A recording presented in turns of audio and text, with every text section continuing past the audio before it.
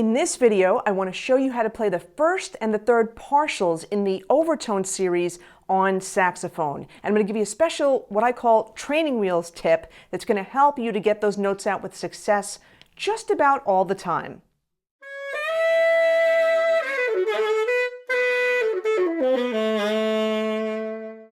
Hi, I'm Donna from DonnaSchwartzMusic.com, the site to boost your music performance and improvisation skills up to the next level. And if you want more practical tips to help you boost your music performance skills, subscribe to my channel, and don't forget, tap that notification bell so you know when new videos come out each and every week. A subscriber to Donna Schwartz Music recently asked me, what are overtones and why do I have to practice them?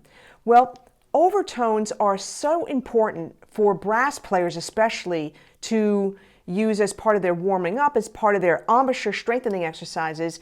Think lip slurs. So brass musician will deal with either a trombone slide with 7 positions or a trumpet or a euphonium with 3 valves. And so there's not just 3 fingerings, there's 7 different valve combinations. And what we do when we do lip slurs is we're slurring from one partial of the overtone series to another, but no valve change. All right, so it's an embouchure strengthening exercise. But to give you a better description about overtones and the science behind it, I'm going to put a link in the description below if you want more information about that. Now, as brass and saxophone players, we practice the overtone series or harmonics to strengthen our embouchure, to strengthen our ears to hear certain intervals, and to also, for saxophone players, to control the reed. We don't want to be controlled by the reed, we want to control the reed. And doing overtone exercises, harmonics, all the variations of them will help you to control the reed. I talk about this extensively and give many exercises in my Get a Killer Saxophone Tone course, the self-study version. I'll put the link in the show notes below if you're interested. Now, if you are a saxophone player, what you absolutely must have in your library is this book. It's Top Tones for the Saxophone by Sigurd Rascher. This is like the go-to book when it comes to learning overtones and harmonics. There are plenty of other books out there that are excellent that I would absolutely recommend for you to get, but you should have this book in your library. Many people mistakenly believe that overtones means high notes, means getting the altissimo register. That's the register that's above the written register of the instrument. And that's not what overtone practice is totally about. Remember before, here's a recap, you want to control the reed. You don't want to be controlled by it, you want to control the reed. And so in this book, there are not only exercises on the harmonics, but there's also some preparatory exercises that are crucial for you to practice before you start to work on overtones on your instrument. Be sure not to ignore the beginning pages of this book.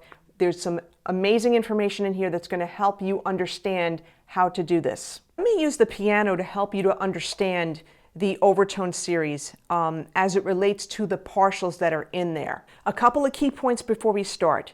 When you play overtones, it's not like you're fingering each note and adding octave keys as the octaves change, as the notes change. No. Overtone series means you're playing the low note fingering throughout the entire range of the overtone series that you can play. Do you remember in the very beginning when I played that bugle call? If you saw my fingerings, they didn't move. I had the low B flat fingering on my alto throughout the entire bugle call.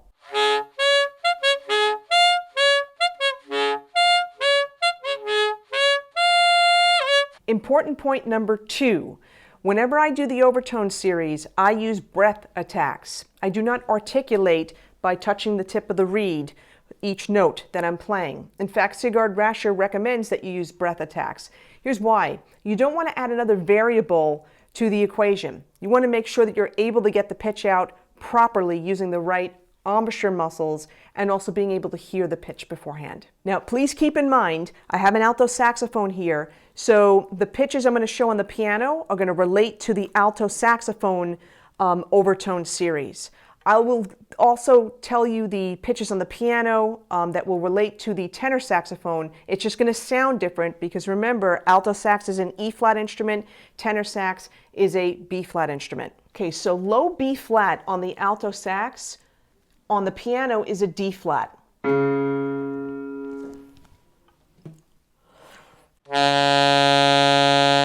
On the tenor sax, it would be A-flat on the piano in order to get the sound of B-flat on the tenor. So this is the fundamental pitch. And if you can't get the fundamental pitch, you shouldn't be doing the overtone series yet. Okay, so that's another important point to know. Now the first partial is going to be an octave away. So it's going to be this D-flat. On the alto sax, it's B-flat to B-flat.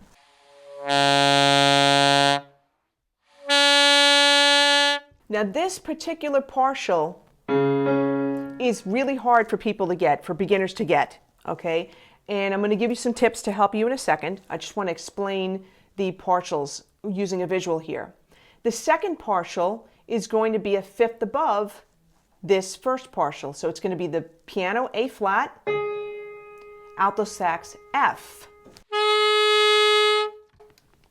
The next partial we're going to deal with, the third partial, the notorious third partial, is the fourth above that, the D flat again. So we have D flat, alto B flat, D flat, alto B flat up an octave, piano A flat, which is alto F, piano D flat, which is the alto B flat, this pitch. Now to get the first partial to come out, tip number one to get the first partial out, you have to hear the pitch. You can't just blindly, expect to blow through the saxophone and the pitch is going to come out. All right, so there's many ways to hear this pitch. You can use your keyboard. If you're an alto sax player, again, you're going to be playing this D flat. If you're a tenor saxophone player, you're going to be playing the A flat. That will match the tenor saxophone B flat. So I want to hear the pitch. Then I'm going to sing it. D.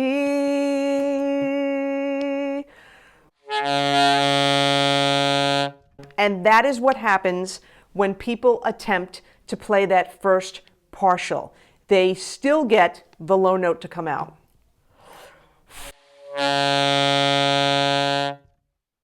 And then the next mistake they make is this. They overshoot it. They may be hearing it, but they're still overshooting it and getting the easier to produce second partial, which would be the alto F. So how do we get that first partial, even though we've heard it? Okay, well, you notice I also sang it too. That's going to definitely help. All right, but here's the next step. Tip number 2, play the note normally as you would on the saxophone. So you'd use the bis fingering B flat so you could really hear the pitch, and also notice the shape the inside of your mouth is taking when you do it.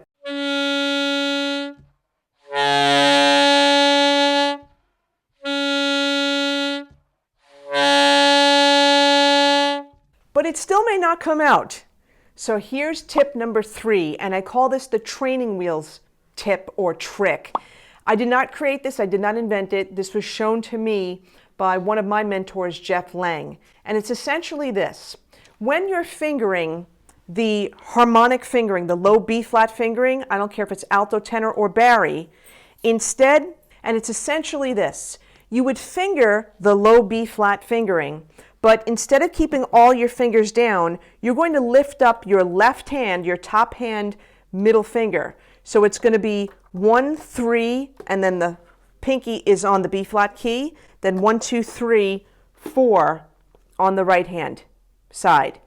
Okay, so I'm going to first hear the pitch.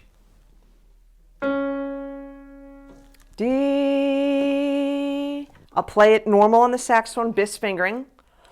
And now I'm going to go right into the training wheels trick fingering. Voila! It comes out right away. Now, here's the thing though. You don't want to, and you can't play the entire Overtone series with this training wheels trick fingering. It doesn't work. So what you have to do, the next step, is this. Once you get the pitch out with the training wheels fingering, immediately in the same breath, add your middle finger back to the fingering. Okay, so this is an exercise that you should practice like this. D.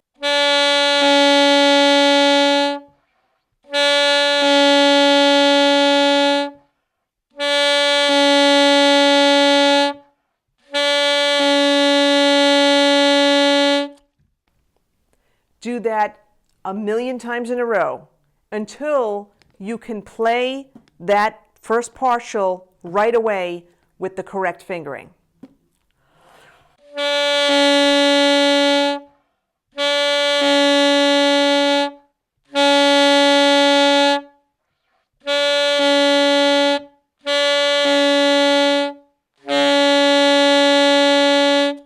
Now, I mentioned before that the second partial, the F,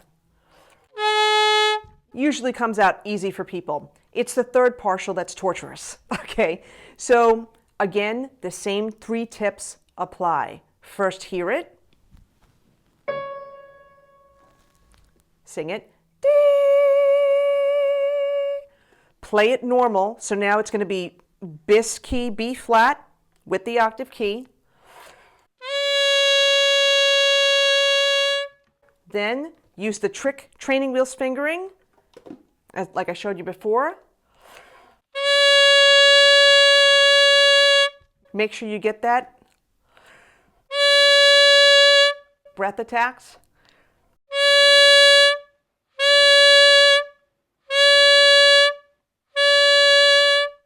Then in the same breath, training wheels to normal fingering.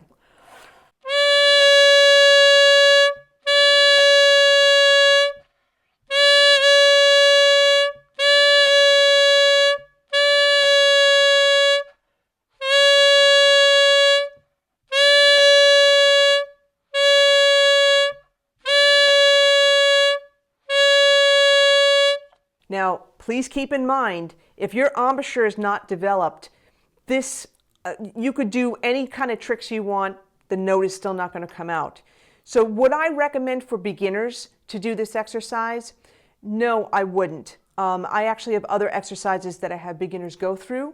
And for me, what's super important is getting a good full sound within a certain range of the horn before you attempt to do any kind of overtone exercises. That is my opinion. That's what's worked for me. That's what's worked for my students over the 30 plus years that I've been teaching. So there you have it.